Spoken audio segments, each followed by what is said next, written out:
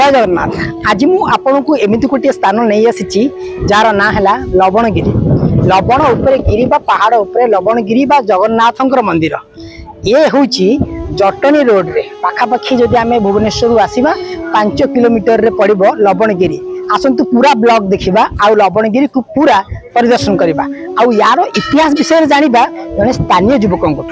जय जगन्नाथ। ये जो पहाड़ देखो लवणेश्वरी लवणगिरी पहाड़ ये जो लवणेश्वर ये हूँ लवणेश्वर देखो भाई टे लवणेश्वर पहाड़ ये पोती वर्षा कालक्रमे दधि दुसिला किसी स्थानीय युवक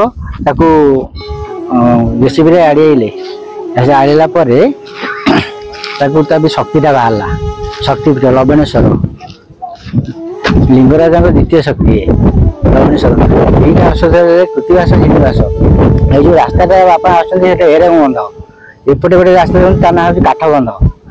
ये कपिलेश्वर जाए लगी लिंगराज मंदिर जाए लिंग मंदिर रास्ता से जावास करते असुविधा किसी दिन पर शक्तिटा को आणिकी ये रखिले पहाड़ पर लुचाई रखिले कालक्रमे ये शक्तिटा पदा को बाहर लोकलोचन को आसला आसा पहाड़टे दिगला लवणेश्वर तापर जगन्नाथ मंदिर ये स्थापन कराला। जगन्नाथ मंदिर नथिले गोटे कुड़िया घरे जगन्नाथ रखाई किसी स्थानीय युवक आउ किसी स्थानीय जो अंचलवासी तत्वावधान मंदिरटा गढ़ी उठी। किंबदंती कहे दे लवणगिरी पहाड़ तलु ये प्रथम मिलता ये मंदिर अंश और ये मंदिर अंश जो पुनरुद्धार करागला भितर बाहर पाताल फुटी लिंग जहाँकि कहुए लिंगराज द्वितीय अवतार और पाताल फुटी लिंग पर एठिकार जो श्रद्धालु रहिले छोटिया मंदिर आरंभ कले जहाँ परवर्ती समय आज जगन्नाथ मंदिर और महादेव मंदिर उभय ये लवणगिरी पहाड़ पर रही।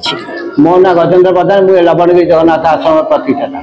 ये अंचल किसी मान्यगण्य लोक को लेकिन गोटे या ना चंदामुंडी गोटे चालघर आश्रम होता माटी न मिलू ये जो यही मंदिर बजे लवणेश्वर ये शाबल 3 माटी उठला 3 घंटा शाबल बाजला कौन बोली जो तले देखुन दधि नौ ये हूँ हजार हजार वर्षर मंदिर पोती ये उदार है बर्तमान मंदिर सब प्रतिष्ठा होगा सब हजार हजार लोक आसती आम रथयात्रा 3टा रथ है गुंडीचा है झुलन है स्नान पूर्ण सब आम चली जगन्नाथ जो नीति हवा कथा ये जिनस आगे बहुत पौराणिक आर ऐतिहासिक बहुत जिन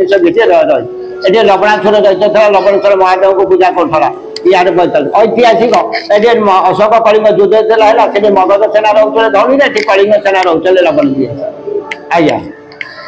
ये जो मध्य प्याजटा या रण गरी रक्त रंजन लक्ष लक्ष सैन्य मले ये कलिंग सेना ये